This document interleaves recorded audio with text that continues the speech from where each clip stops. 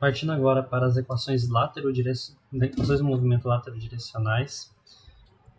Aqui nós voltamos primeiro para as equações linearizadas. Já foi comentado antes, mas para reforçar aqui, nós chegamos nessa última modelagem. O nosso objetivo agora é desacoplá-las. A gente está no tópico de desacoplamento, vimos aqui o desacoplamento longitudinal, um exemplo, e outras aulas que servem para complementar. Agora, no movimento laterodirecional, nós vamos zerar todos os termos que estão relacionados à estabilidade longitudinal. Então, velocidade axial, aceleração normal, velocidade normal, taxa de arfagem. Então, todos esses termos aqui do movimento longitudinal são zerados, assim como também os termos relacionados ao profundor e à tração da aeronave. Todos eles também ficam nulos no final. Então, deixando eles nulos e fazendo demais substituições ali que são necessárias por parte de termos gravitacionais, né? Esse mg cosseno θ, mg, esqueci o nome dessa, psi, seno de θe. Então, quando a gente faz essas substituições aqui, eu obtenho essas equações laterodirecionais linearizadas desacopladas. Depois é possível simplificar um pouco mais. Quando a gente faz esse tipo de... A gente supõe que a aeronave está em voo reto e o eixo de referência são os eixos de estabilidade ou de vento. Vamos marcar aqui. Então, esse tipo de simplificação a gente viu que também ocorre no movimento longitudinal e obtém novamente as equações ainda mais reduzidas. Novamente, eu sempre deixo ali nos cálculos ou nos scripts o uso desses termos aqui para verificar algum tipo de impacto. Às vezes a gente quer analisar uma condição diferente de voo, por exemplo, uma subida, um pouso. Talvez sejam formas mais... uma forma mais real de tentar simular essas condições. É claro que elas dependem de outros fatores. Eu não vou conseguir numerar tudo aqui.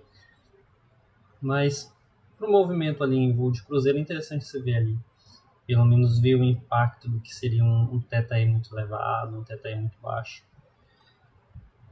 Agora, no livro ele apresenta as formas alternativas, só que a gente vai continuar aqui no movimento laterodirecional e eu vou reproduzir aqui esse exemplo 4.2, que foi só a substituição dos termos dimensionais relacionados ao movimento longitudinal das equações linearizadas longitudinais desacopladas. Então, a gente só fez uma substituição aqui nas equações dos termos longitudinais. A gente vai reproduzir aqui para o movimento laterodirecional,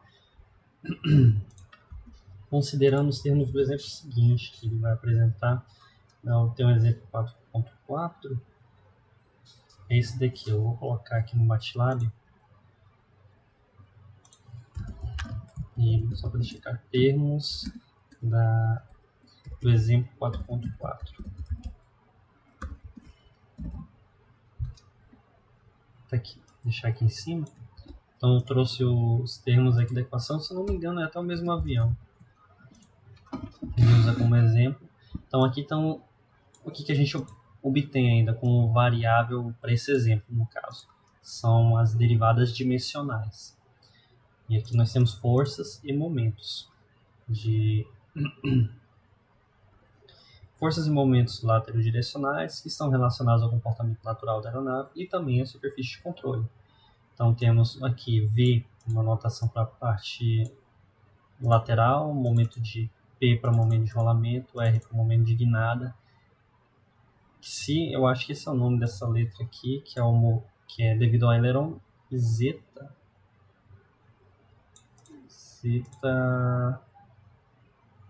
Zeta é o do leme. Sim. Ficar chutando aqui as letras, não, daqui. Acho que esse daqui é o... Tem o psi e esse daqui é o zeta. Não. Eu não lembro quem é quem, mas um é do leme do aileron. O aileron é esse, o leme é esse daqui. Então são os termos que descrevem o comportamento ali natural e os de controle. Temos aqui as entradas também. Se eu não me engano é o mesmo avião. McDonnell F4C Phantom. Vamos só confirmar aqui.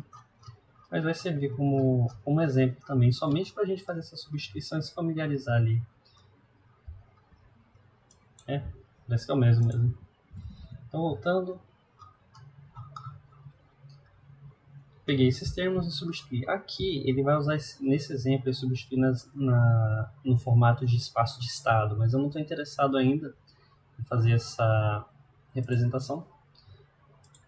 Deixa eu voltar aqui, cadê? Lá no MATLAB. Então, eu peguei esses termos e aí vamos reforçar mais uma vez essa conversão do dimensional para o adimensional. Então, tem um script que faz a adimensionalização, adimensional para adimensional, laterodirecional britânico. Acho que foi essa nomenclatura. Vamos ver aqui, open.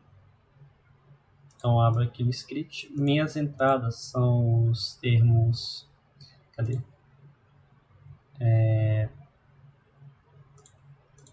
Ah, não, perdão. Eu estou auxiliar de meio de Rho ao quadrado. Acho que eu troquei aqui. Então, tem que ler o exemplo. Só para a gente não... The dimensionals... lateral derivatives. Acabei trocando, perdão. Aqui são as derivadas adimensionais. Antes eu tenho que lembrar aqui da notação, que a notação dimensional tem um pontinho em cima, tem uma bolinha. Vamos encontrar elas aqui, só para eu não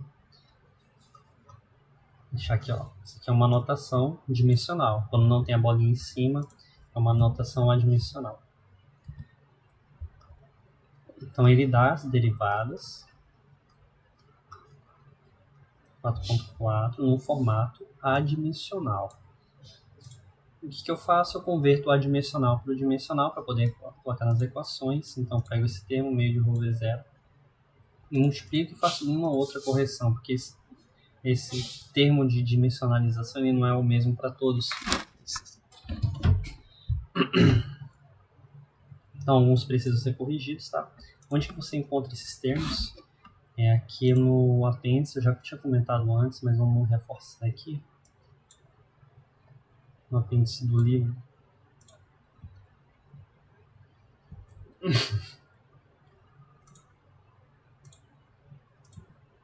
Tá aqui. Então, a tabela A.2, então apêndice 2. E aqui você faz um mapeamento de quais são os termos que você tem que usar para multiplicar e converter em dimensional. Tem um deles que você vai ver que é constante, depois eu faço uma correção. Multiplica e obtém um dimensional, porque é a forma mais fácil ali de trabalhar nas equações. Quando você estiver fazendo os cálculos, né? Usar os dimensionais.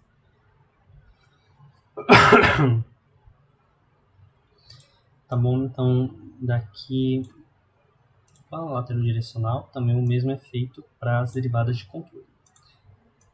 Eu coloquei aqui momento de inércia, mas eu acho que eu não cheguei a usar. Então, eu faço essa conversão. Também faço os cálculos aqui. Geralmente eu uso esses auxiliares, eles servem para fazer substituições rápidas em equações. Às vezes um auxiliar se repete, por exemplo, o auxiliar 3 aqui, ele está sempre sendo usado para dimensionalizar momentos de inércia. Momento e produto de inércia aqui. Bom, como IX é um produto de inércia, talvez eu tenha errado aqui, mas eu acho que o IX1 e o IZ1 está correto. Acabou que eu nem cheguei a utilizá-los no exemplo. Então, ele não entra, na verdade, acho que só vai entrar ali na parte das matrizes de espaço de estado.